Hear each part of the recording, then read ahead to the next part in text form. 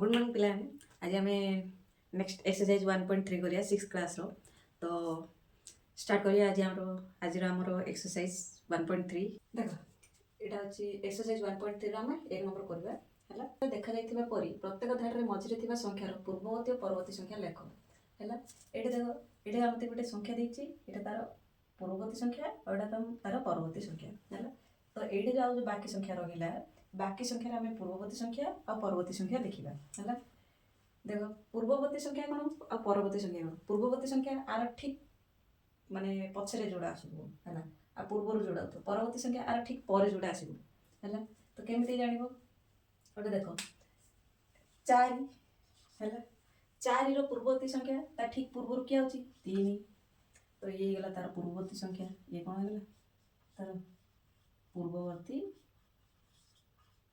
संख्या है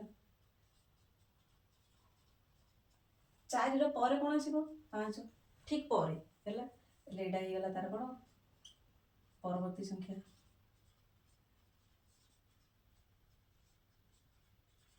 है एमिति भी करि परियो नहले कोन करि परियो ना जदि पूर्ववर्ती संख्या पचाथिबो हैला जदि ए संख्या रो पूर्ववर्ती संख्या पचारिछि 1 माइनस करिवो ए संख्या रो हैला जदि परवर्ती संख्या पचारिछि तो 1 मिसई दबो पूर्ववर्ती संख्या पचारिथिले 1 फेडी दबो परवर्ती संख्या पचारिथिले 1 मिसई दबो हैला एबे देखो जिति 10000 देछि 10000 पूर्ववर्ती संख्या कोन देछि 9999 परवर्ती संख्या देछि कोन 10001 हैला सेमते हम एटार काढिबा हैला केते देला जको एटा देछि 1 0 0 10090 तार हम पूर्ववर्ती संख्या काढिबा तार हम कोन काढिबा पूर्ववर्ती संख्या काढिबा पूर्ववर्ती संख्या काढले कोन करिवो ना 1 फेडी दबो हेले 1 फेडी दियो हैला 0 रे 1 जीवनी 10 रे 1 गले 9 एट रहला 8 एट रहला 8 एट रहला 0 एट रहला 0 एट रहला 1 फेडी देले केला 10099 1 0 0 8 9 बुझिलो एटा तार कोन गेला पूर्ववर्ती संख्या आर परवर्ती संख्या देछि पचार चाबो एटा परवर्ती संख्या लेखिया परवर्ती संख्या ले 1 मिसई दियो 1 मिसई दियो हला एटा छाड़ दियो एटाको हला 1 मिसई दियो केता लागे 1 9 0 0 1 हला 10091 तो केता लागे जदि पूर्ववर्ती संख्या पचार थिबो 1 फेडी दबो जदि परवर्ती संख्या पचार थिबो 1 मिसई दबो बुझिलो सेति एडा रे 1 मिसई 1 फेडी दियो हला 9 रे 1 गले 8 और बाकी रहला 9 केतेला 9 3टा 9 हला परवर्ती संख्या पचाची 1 मिसई दियो 1 मिसई दियो एडा 1 फेडी दियो हला 1 मिसई देले केते 9 1 10 0 गेला 1 9 1 10 0 गेला 1 हला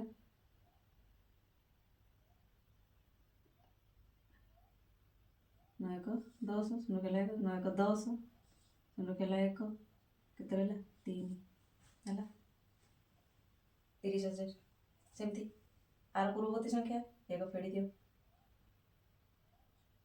1 फेडी दियो 2 रे 1 गले 1 तापरे सेमती रहला 5 4 6 8 5 परवर्ती संख्या 1 मिसई दियो हला केता हेरी 5 8 6 4 5 3 सेमती आर 1 फेडी दियो 3 5 8 6 0 9 1 मिसई दियो एटा 1 मिसई दियो परवर्ती संख्या रे 3 5 8 6 1 1 पूर्ववर्ती संख्या पचाची फेडी दियो 1 5 5 5 5 5 4 परवर्ती संख्या 1 मिसई दियो 5 5 5 5 6 आर पूर्ववर्ती संख्या 7 0 8 नहीं 8 आसे 1 बड़ पूर्ववर्ती संख्या केते आसे 7 0 7 9 9 9 1 10 रे 1 गले 9 9 9 7 0 7 हला मिसई दियो 1 परवर्ती संख्या पळे 7 0 8 0 0 1 सेमती आर पूर्ववर्ती संख्या 1 फेडी दियो 9 9 9 9 9 8 आर परवर्ती संख्या 1 मिसई दियो केतेटा न अछि 3 3 6 बुझिल जदि सी हमको पचारि थिबो पूर्ववर्ती संख्या जेकोसी संख्यार पचारि थिबो कोन पूर्ववर्ती संख्या हला स्टार मार्क पूर्ववर्ती संख्या पचारि हेले जो संख्यार पचारि थिबो से संख्या ताइरु 1 फेडी दबो हला जदि हमते से पचारि थिबो परवर्ती संख्या जदि हमको से पचारि थिबो परवर्ती संख्या जो संख्यार परवर्ती संख्या पचारि थिबो ताइरे 1 मिसई दबो बुझिलो कोन जे कोनोसी संख्यार ठीक परवर्ती संख्या और ठीक पूर्ववर्ती संख्या मध्य अंतर केते देखो परवर्ती संख्या जिन कहले तुमको हला मनकर संख्याटा देइथिबो 4 मनकर मु गोटे संख्या नेली 4 तार ठीक पूर्ववर्ती को सॉरी हला संख्या नेली 4 गोटे संख्या नेली 4 मो मन मु नेली गोटे संख्या कोन 4 तार ठीक परवर्ती संख्या कोन 1 मिसई दियो 5 तार ठीक पूर्ववर्ती संख्या 1 फेडी दियो 3 हला से कोन जे कोनोसी संख्यार ठीक परवर्ती संख्या ठीक पूर्ववर्ती संख्या मध्ये अंतर केते अंतर हला अंतर अर्थ कोन अंतर अर्थ होची पार्थक्य हला भितरे अंतर केते देखे परवर्ती संख्या एटा हला पूर्ववर्ती संख्या एटा हला हेले एठू केते बढ़िला 1 हला एठू आउ 1 हेले ए 1 मिसी केते हे गला ना 2 हला बुझिलो देखो एटा संख्या हला ठीक परवर्ती संख्या देछि परवर्ती संख्या एटा 5 और ठीक पूर्ववर्ती संख्या मध्य अंतर केते देछि हला 5 मनर 5 देख 5 फेडी दियो ठीक परवर्ती संख्या केते 5 फेडी दियो केते पूर्ववर्ती संख्या 3 केते ले 2 जे कोन अंक गोटे नियो एबे देखो मु मनकर नेली 20 20 रो ठीक परवर्ती केते 21 पूर्ववर्ती केते 19 तमे कोन करो परवर्ती पूर्ववर्ती फेडी दियो 21 रो 19 गले केते आसला 2 बुझिलो आकु का बागे गिरी पूरा सुंदरिया करी गिरी आंसर लिखियो आकु बागे गिरी सुंदरिया करके आंसर लिखियो हला देखो आंसर लिखियो हला कोन से गोटे संख्या मने करो संख्याटा हला आंसर लिखिले गोटे धाडरे भी तुम लिखि पारे किछि असुविधा नै हला तमे बुझिबा को एतिक लिखियो जदि लिखियो न लिखले भी किछि टेंशन नै मने कर गोटे संख्या 3 हला ए संख्या रो ठीक परवर्ती संख्या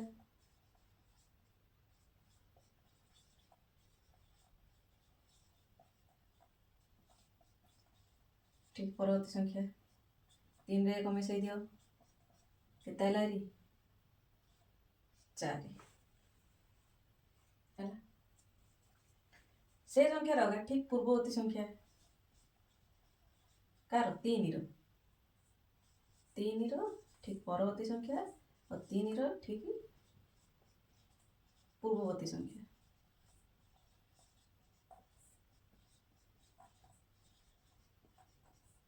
फेडी दियो 3 रो 1 2 हला परवर्ती संख्या आनले कोन हबो 1 मिसई दो पूर्ववर्ती संख्या आनले कोन 1 फेडी दबो हला एबे देखो से कोन देले हेले कोडे संख्या ठीक परवर्ती संख्या और ठीक पूर्ववर्ती संख्या मध्ये अंतर एटे अतएव अंतर परवर्ती संख्या और परवर्ती संख्या केते 4 पूर्ववर्ती संख्या 2 फेडी दियो अंतर ले फेडी दबो केते ला 2 हेले एटे तुम कोन लिखि पारियो आउडे अतएव देगिरी कोनोसी संख्यार हला ठीक परवर्ती संख्या ओ ଠିକ୍ ପୂର୍ବବର୍ତ୍ତୀ ସଂଖ୍ୟା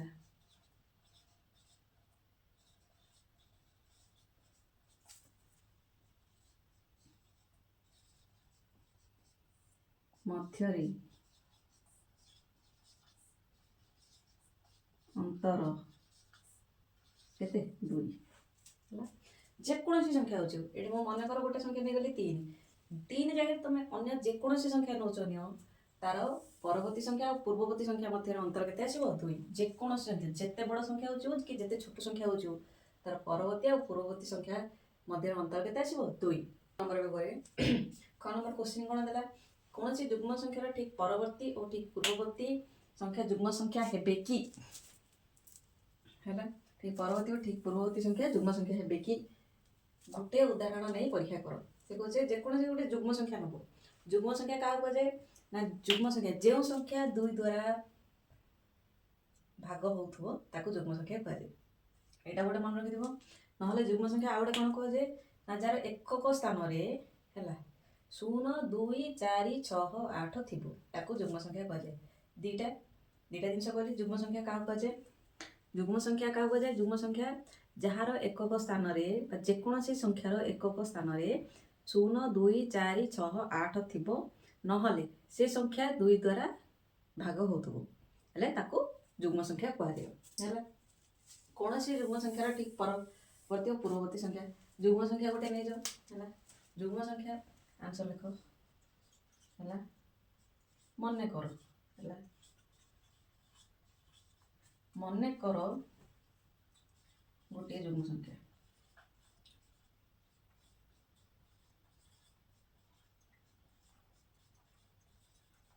ମନେକର ମୁଁ ଗୋଟିଏ ଯୁଗ୍ମ ସଂଖ୍ୟା ନେଲି 22 ହେଲା।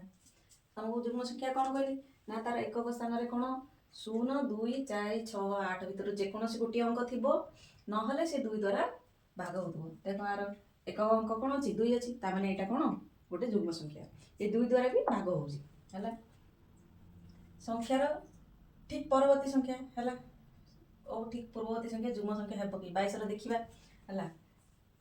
22ର ଠିକ୍ ପରବର୍ତ୍ତୀ ସଂଖ୍ୟା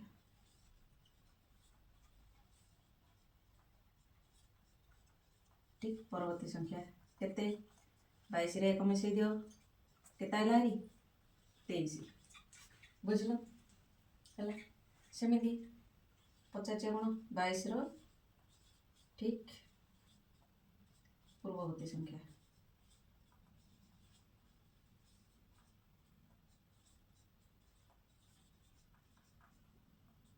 22ରୁ 1 ଫେଡ଼ି ଦିଅ 21 ହେଲେ ଏଇଟା ଦେଖ ଆର ଏକ ଘରେ 0 2 4 6 8 କେଉଁ ଭିତରୁ ଗୋଟେ ଅଛି କି ନାହିଁ ତାମାନେ ଇଏ ଗୋଟେ ଯୁଗ୍ମ ସଂଖ୍ୟା ନାହିଁ।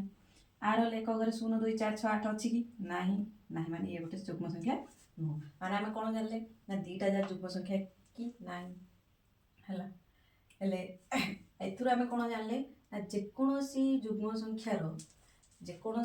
ସଂଖ୍ୟାର ତାର ପରବର୍ତ୍ତୀ ଆଉ ପୂର୍ବବର୍ତ୍ତୀ ସଂଖ୍ୟା ସବୁବେଳେ କ'ଣ ହେବ ଅଯୁଗ୍ମ ସଂଖ୍ୟା ହେବ। ଯୁଗ୍ମ ସଂଖ୍ୟାକୁ ଛାଡ଼ିଦେଲେ ଆଉ ଯାହା ରହିଲା ଅଯୁଗ୍ମ ସଂଖ୍ୟା ହେଲା। ଦେଖ ଏଠି ଲେଖି ହେଉଛି ହେଲା ଷ୍ଟାର ମାର୍କ ଯୁଗ୍ମ ସଂଖ୍ୟା କାହାକୁ କୁହାଯାଏ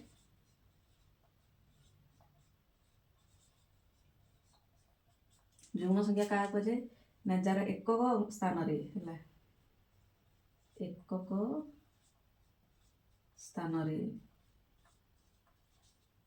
ଏକକ ସ୍ଥାନରେ 0 ଥିବ ନହେଲେ 2 ଥିବ ନହେଲେ 4 ଥିବ ନହେଲେ 6 ଥିବ ନହେଲେ 8 ଥିବ ଯେକୌଣସି 5ଟା ଭିତରୁ ଗୋଟେ ଅଙ୍କ ଥିବ ହେଲା।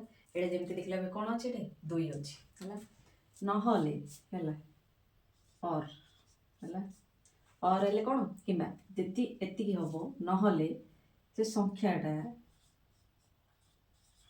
ସଂଖ୍ୟାଟା 2 ଦ୍ୱାରା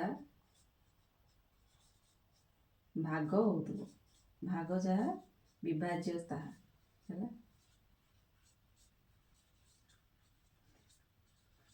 ଭାଗ ବିଭାଜ୍ୟ ମାନେ କ'ଣ ମାନେ ତାକୁ ହରିଲେ 2ରେ ହରିଲେ ସଂଖ୍ୟାଟାକୁ 2ରେ ହରିଲେ ତାର ଭାଗ ଶେଷ କେତେ ଆସିବ 0 ଆସିବ ହେଲା। ଏବେ ଦେଖ 22 ହେଲା 22କୁ ତମେ 2ରେ ହର ହେଲା। ଆର ତ ଏକକ ଅଙ୍କ କ'ଣ ଅଛି 2 ଅଛି, ତ ଆମେ ଜାଣିଦେଲେ ଇଏ କ'ଣ ଯୁଗ୍ମ ସଂଖ୍ୟା ହେଲା। ଯଦି ଏଇଟାକୁ ଆମେ ଚେକ୍ କରିବା ତ 2 1 2, 2ରୁ 2 ଗଲେ 0, ଓଲିଲା 2 ହେଲା। ଆଉ ଥରେ 2 1 2, କେତେ ହେଲା 0, ତ କେତେ ଭାଗ ଶେଷ ଆଇଲା 0, ଭାଗ ଶେଷ 0 ଆସିଲା। ତାମାନେ ଇଏ କ'ଣ ହେଉଛି ବିଭାଜ୍ୟ ହେଉଛି, ତାମାନେ 22 ଗୋଟେ କ'ଣ ଯୁଗ୍ମ ସଂଖ୍ୟା। ଆଉ ଯେଉଁ ସଂଖ୍ୟା 2 ଦ୍ୱାରା ବିଭାଜ୍ୟ ହେଲାନି, ଯେଉଁ ସଂଖ୍ୟା 2 ଦ୍ୱାରା ବିଭାଜ୍ୟ ହେଲାନି ସେ କ'ଣ ହେଇଯିବ ଅଯୁଗ୍ମ ସଂଖ୍ୟା ହେଲା। ତାମାନେ ଏଇଠୁ ଆମେ କ'ଣ ଜାଣିଲେ, ଏଠି ଲେଖିଦେବ ଅତଏବ ଯେକୌଣସି ହେଲା, ଯେକୌଣସି ଯୁଗ୍ମ ସଂଖ୍ୟାର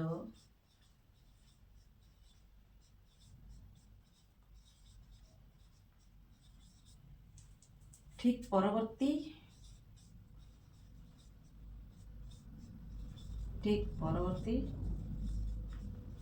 ଓ ହେଲା, ଠିକ୍ ପୂର୍ବବର୍ତ୍ତୀ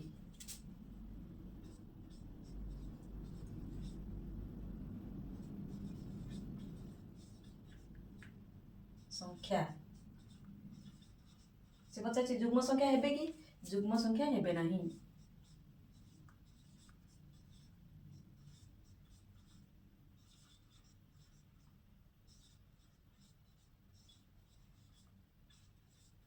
ତାହେଲେ କ'ଣ ହେବେ, ଯୁଗ୍ମ ସଂଖ୍ୟା ହେବେ ନାହିଁ ଯଦି ହେଲା, ଯୁଗ୍ମ ସଂଖ୍ୟା ହେବେ ନାହିଁ ଯଦି କ'ଣ ହେବେ, ଏଇଠିକା ନହେଲେ ଲେଖିଦେବ ବ୍ରାକେଟରେ ଅଯୁଗ୍ମ ସଂଖ୍ୟା ହେବେ, ଅଯୁଗ୍ମ ସଂଖ୍ୟା ହେବେ ହେଲା। ଏଠୁ ଆମେ କ'ଣ ଜାଣିଲେ, କୌଣସି ଯୁଗ୍ମ ସଂଖ୍ୟାର ଠିକ୍ ପରବର୍ତ୍ତୀ ଓ ଠିକ୍ ପୂର୍ବବର୍ତ୍ତୀ ସଂଖ୍ୟା ଯୁଗ୍ମ ସଂଖ୍ୟା ହେବେ ନାହିଁ। ଯୁଗ୍ମ ସଂଖ୍ୟା ଯଦି ହେବେ ନାହିଁ ତ କ'ଣ ହେବେ ନା ଅଯୁଗ୍ମ ସଂଖ୍ୟା ହେବେ। ଯୁଗ୍ମ ସଂଖ୍ୟା ଯେ 2 ଦ୍ୱାରା ବିଭାଜ୍ୟ ହେଉଥିବ, ଅଯୁଗ୍ମ ସଂଖ୍ୟା ଯେ 2 ଦ୍ୱାରା ବିଭାଜ୍ୟ ହେଉନଥିବ। ବୁଝିଲ? କ'ଣ ଦେଇଛି ଗ ନମ୍ବରରେ, ଏକ କୋଟିର ଠିକ୍ ପୂର୍ବବର୍ତ୍ତୀ ଓ ଠିକ୍ ପରବର୍ତ୍ତୀ ସଂଖ୍ୟା ଲେଖ ହେଲା। ଏକ କୋଟିର ଠିକ୍ ପୂର୍ବବର୍ତ୍ତୀ ଆଉ ପରବର୍ତ୍ତୀ ସଂଖ୍ୟା ଲେଖିବା ହେଲା। ଫାର୍ଷ୍ଟ ଆମେ କ'ଣ ଲେଖିବା, ସର୍ଟକଟ୍ ହେଲା ଆନ୍ସର୍, ଏଇଟା ସିଧା ଆନ୍ସର୍ ଉପରେ କଥାବାର୍ତ୍ତା। ସଂଖ୍ୟା ତାର ପୂର୍ବବର୍ତ୍ତୀ ସଂଖ୍ୟା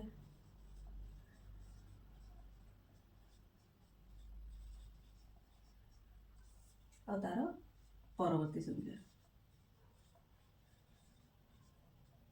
ଏତିକି ଆମକୁ ପଚାରିଛି ହେଲା।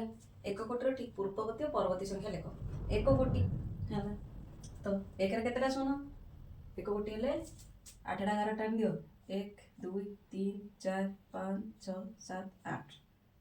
ଏକ କୋଟି ହେଲେ କୋଟି ଜାଗାରେ 1 ରହିଲା, ଆଉ କିଛି ଦେଇନି, ସବୁ ଯାକ କ'ଣ ହେଇଯିବ 0। ତାର ଠିକ୍ ପୂର୍ବବର୍ତ୍ତୀ ଦେଇଛି ହେଲେ 1 ଫେଡ଼ି ଦିଅ, 1 ଫେଡ଼ି ଦିଅ। 1 କୋଟିରୁ 1 ଗଲେ କେତେ ରହିବ 9, ଫେଡ଼ି ଫେଡ଼ ନହେଲେ 1 2 3 4 5 6 7 3 6 7 ହେଲା। 1 ଏଠି ଫେଡ଼, ଏଠି ରହିଲା 10ରେ ଗଲେ 9 9 9 9 9 9 9 ହେଲା। ଏଇଟା 0 ରହିଲା, କେତେଟା 9 ରହିଲା, 1 2 3 6 7, 7ଟା 9 ହେଲା। 3 2 5 2 7 ହେଲା। ଆର ଠିକ୍ ପରବର୍ତ୍ତୀ ସଂଖ୍ୟା ହେଲେ 1 ମିଶାଇ ଦିଅ ହେଲା। ହେଲେ 1 କୋଟିରେ 1 ମିଶାଇଲେ କେତେ ଆସିବ, 1 କୋଟି 1 ହେଲା। ତୁମ ମନରୁ 5ଟି 8 ଅଙ୍କ ବିଶିଷ୍ଟ ସଂଖ୍ୟା ଲେଖ। ପ୍ରତ୍ୟେକ ସଂଖ୍ୟା ଠିକ୍ ପୂର୍ବବର୍ତ୍ତୀ ଓ ଠିକ୍ ପରବର୍ତ୍ତୀ ସଂଖ୍ୟା ଲେଖ ହେଲା। 5ଟା ଦେଇଛି 8 ଅଙ୍କ ବିଶିଷ୍ଟ ସଂଖ୍ୟା ହେଲା। ମନ ଦୁଃଖ କରିବାର ନାହିଁ, କିଛି ଅସୁବିଧା ନାହିଁ। ଫାର୍ଷ୍ଟ ଏଠି କ'ଣ ଲେଖିଦେବ, ସିମ୍ପଲ୍ ସା ଜିନିଷ ସଂଖ୍ୟା, ଏପଟେ ପୂର୍ବବର୍ତ୍ତୀ ସଂଖ୍ୟା, ଏପଟେ ପରବର୍ତ୍ତୀ ସଂଖ୍ୟା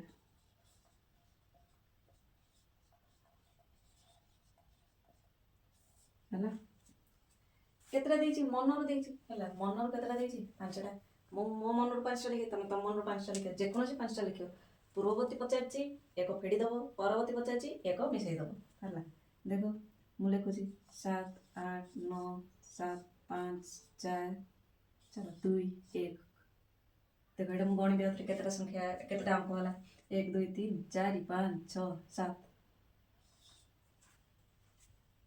है 8 अंक विशिष्ट पचार ना तो 8टा अंक रहा निहाती दरकार 1 2 3 4 5 6 7 8 से मुझे कौन फास्ट 11 पकईदेव 1 2 3 4 5 6 7 8 1 2 3 4 5 6 7 8 1 2 3 4 5 6 7 8 केतटा संख्या पचार 5टा 1 2 3 4 आउटे 3 4 5 6 7 8 है मुझे बाबू 10 थर गणिया पड़ोनी 2टा लिखुथी गणुथी 2टा लिखुथी गणुथी कहीं दरकार 8टा 11 पकईदेली लिखिदेवी है 2 3 1 4 7 9 8 5 1 0 7 6 2 1 4 3 2 1 5 7 3 4 9 8 8 7 5 4 3 2 1 है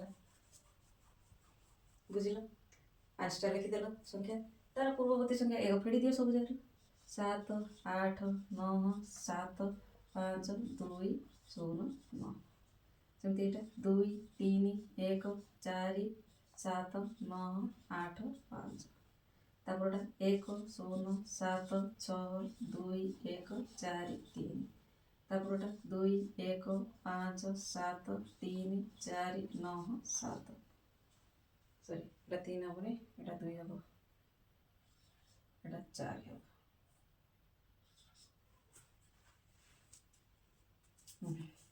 8 7 तापर 8 9 7 5 4 3 2 0 एक फेड़ी लिखिदेल ए परवर्ती संख्या एक मिसेक लिखिदियो है 7 8 9 7 5 2 1 1 सेमती 2 3 1 4 7 9 8 5 अच्छी एक मिसेक दियो केते 6 सेमती 1 0 7 6 2 1 4 एक मिसेक दियो एपटे एक मिसेक दियो एक मिसेक दियो एटे एक फेड़ी दियो है पूर्ववर्ती पचार एक फेड़ी देल है परवर्ती पचार एक मिसेक दब सब जगह मिसेक दियो परवर्ती केते 2 2 1 5 7 3 4 9 9 से एक मिसेक दियो 8 9 7 5 4 3 2 1 ये गला बुझीगल एटा संख्या एक फेड़ी देले एति आइलारी है एक फेड़ी देले एति आइलारी एक मिसेक देले परवर्ती संख्या है एक फेड़ी देले पूर्ववर्ती संख्या है दादा रख दियो चिपरियन जदी का सीधा कार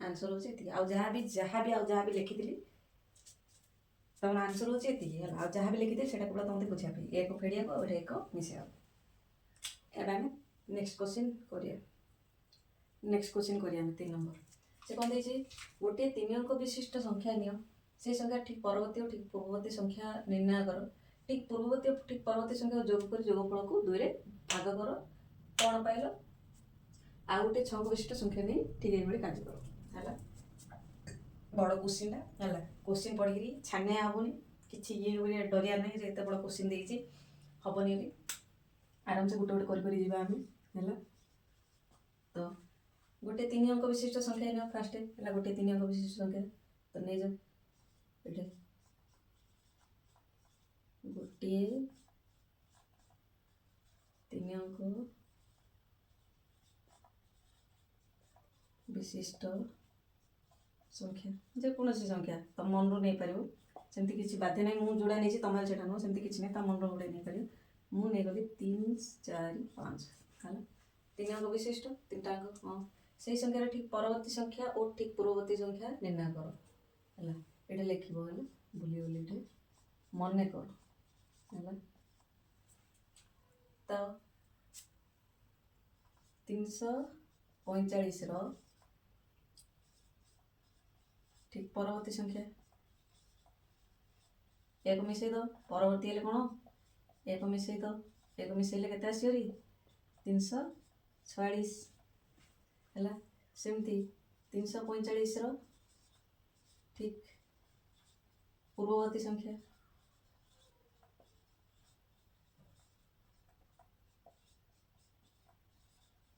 ଏକ ଫେଡ଼ ଦବ, କେତେ ଆସିବ ରି 344। ନହେଲେ ଏଠି ମୁଁ ଆପଟେ ଲେଖି ଦେଉଛି 45 ମାଇନସ୍ ପରବର୍ତ୍ତୀ ନା 1 346 345 ମାଇନସ୍ 1 344 ହେଲା। ଏଇଟା ଦେଖ ଏ ଯାଏଁ ଆମର ସରିଗଲା ହେଲା। ସେଇ ସଂଖ୍ୟାର ଠିକ୍ ପରବର୍ତ୍ତୀ ବି ସରିଲା, ଠିକ୍ ପୂର୍ବବର୍ତ୍ତୀ ବି ଆମର ସରିଲା ହେଲା। ଏ ଯାଏଁ ଆମର ସରିଗଲା ହେଲା। ଠିକ୍ ପୂର୍ବବର୍ତ୍ତୀ ଓ ଠିକ୍ ପରବର୍ତ୍ତୀ ସଂଖ୍ୟାକୁ ଯୋଗ କରି ଯୋଗଫଳକୁ 2ରେ ଭାଗ କର। ହେଲେ ଏ ଦୁଇଟାକୁ ମିଶେଇ ଦେବ ହେଲା। ପରବର୍ତ୍ତୀ ଆଉ ପୂର୍ବବର୍ତ୍ତୀ ସଂଖ୍ୟାକୁ 6 4 10 ଶୂନ ହେଲା 1 4 4 8 9 3 3 6 ହେଲା। ସେ କ'ଣ ଦେଲା ନା ଯୋଗଫଳକୁ 2ରେ ଭାଗ କର। ଏଇଟା କେତେ ଆସିଲା, ଏଇଟା ଯୋଗଫଳ ହେଲା। ଏଇଟା କ'ଣ ଆସିଲା ରି ଯୋଗଫଳ, ଏଇଟା କ'ଣ ଆସିଲା ରି ଯୋଗଫଳ ହେଲା। ସେ କ'ଣ କଲା ଯୋଗଫଳକୁ 2ରେ ଭାଗ କର ହେଲେ 690କୁ 2ରେ ଭାଗ କର।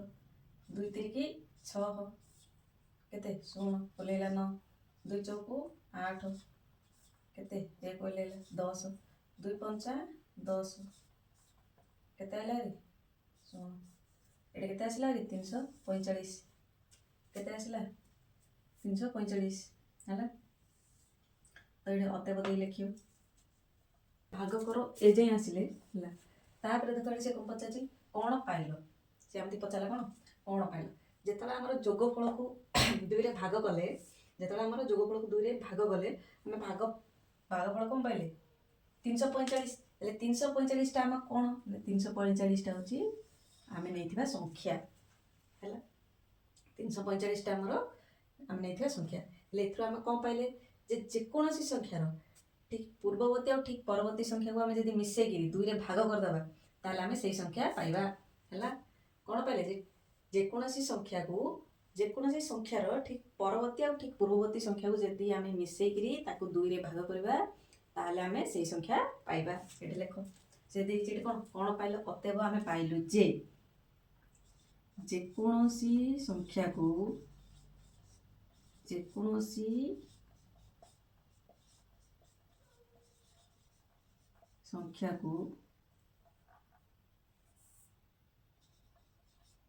ହେଲା ଯେକୌଣସି ସଂଖ୍ୟାକୁ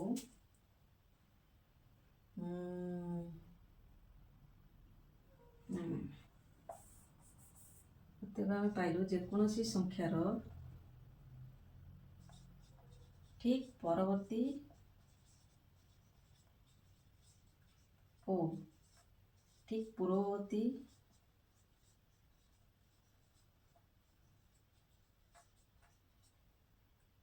ସଂଖ୍ୟାକୁ ଯୋଗ କରି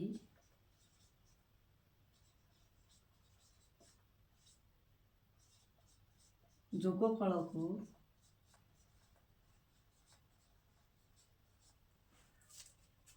2ରେ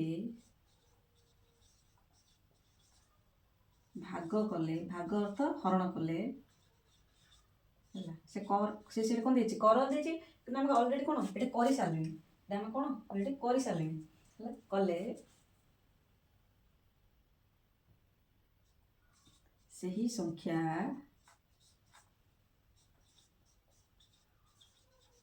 ପାଇବା ହେଲା। ପଢ଼ିଦିଅ ଧରେ ଯେକୌଣସି ସଂଖ୍ୟାର ଠିକ୍ ପରବର୍ତ୍ତୀ ଓ ଠିକ୍ ପୂର୍ବବର୍ତ୍ତୀ ସଂଖ୍ୟାକୁ ଯୋଗ କରି ଏଇଟା କଟା ହେଲା ଯୋଗ କରି ଯୋଗଫଳକୁ 2ରେ ଭାଗ କଲେ ସେଇ ସଂଖ୍ୟା ପାଇବା ହେଲା। ଯେକୌଣସି ସଂଖ୍ୟା ସେଇଟା ଆଉ ଗୋଟେ କ'ଣ ଦେଇଛି, ଆଉ ଗୋଟେ 6 ବିଶିଷ୍ଟ ସଂଖ୍ୟା ନେଇ ଠିକ୍ ଏଇଭଳି କାର୍ଯ୍ୟ କର। ସେମିତି 6 ବିଶିଷ୍ଟ ସଂଖ୍ୟା ନେଇଯିବ ତମେ ହେଲା। ଏଠି ଦେଖ 6 ମନେକର ମୁଁ ଖାଲି ଲେଖିଦେଉଛି, ତମେ ଏମିତି ନେଇକିରି କରିବ, ଲେଖିଲେ ଲେଖିବ, ନହେଲେ ମୁଁ ସର୍ଟକଟ୍ରେ ଲେଖିଦେଉଛି ହେଲା। ଏଇଟା ହେଉଛି ତମର ଆନ୍ସର ହେଲା। ଆଉ ଯାହା ଲେଖୁଛି ସେଇଟାକୁ ତମେ ଏମିତି ବାଗେଇକିରି ଲେଖିପାରିବ, ନ ବାଗେଇକି ଲେଖିଲେ ଚଳିବ, ସେମିତି କିଛି ଅସୁବିଧା ନାହିଁ। ଆଉ ଗୋଟେ 6 ବିଶିଷ୍ଟ ସଂଖ୍ୟା ନେଇ ଠିକ୍ ଏଇଭଳି କାର୍ଯ୍ୟ କର। କିନ୍ତୁ ତମେ ବାଗେଇ ଲେଖିବ, ମୁଁ ସର୍ଟକଟ୍ରେ ଲେଖିଦେଉଛି ହେଲା। 6 ବିଶିଷ୍ଟ ସଂଖ୍ୟା, 6 ବିଶିଷ୍ଟ ମନେକର ହେଲେ 6ଟା ଗାର ଦେଇଦିଅ, 3 4 5 6 ହେଲା। ମନେକର ମୁଁ ଯେକୌଣସି ଗୋଟେ 6 ବିଶିଷ୍ଟ ସଂଖ୍ୟା ନେଇଛି, 6 ବିଶିଷ୍ଟ ହେଲେ 2 3 4 7 9 6। ଏଇଟା ମୁଁ 6 ବିଶିଷ୍ଟ ସଂଖ୍ୟା ନେଇଗଲି ହେଲା। ଆର ପରବର୍ତ୍ତୀ ଆଉ ପୂର୍ବବର୍ତ୍ତୀ ସଂଖ୍ୟା କାଢ଼ିବି ହେଲା।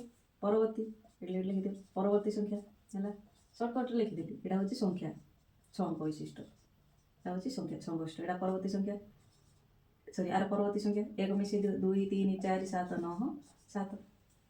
ସେମିତି ଆର ପୂର୍ବବର୍ତ୍ତୀ ସଂଖ୍ୟା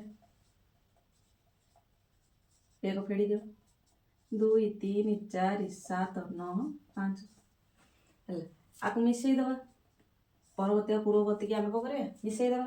ତ 7 5 12, 2 ହେଲା 1 9 9 18 1 19 9 ହେଲା 1 7 7 14 15 5 ହେଲା 1 4 4 8 9 3 3 6 2 2 4। ଆକୁ କ'ଣ କରିବ, ଆକୁ ଆଉଥରେ 2ରେ ଭାଗ କରିବ।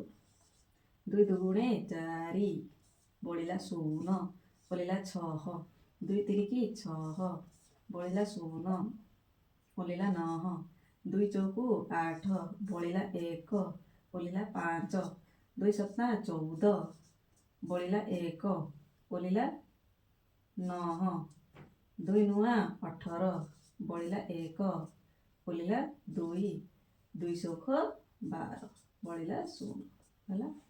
ଆମେ କେଉଁ ସଂଖ୍ୟାଟା ପାଇଲେ, ଏଠି ଆମେ କେଉଁ ସଂଖ୍ୟାଟା ପାଇଲେ, ଆମେ ଯେଉଁ ସଂଖ୍ୟାଟା ନେଇଥିଲେ ହେଲା। ବୁଝିଲ?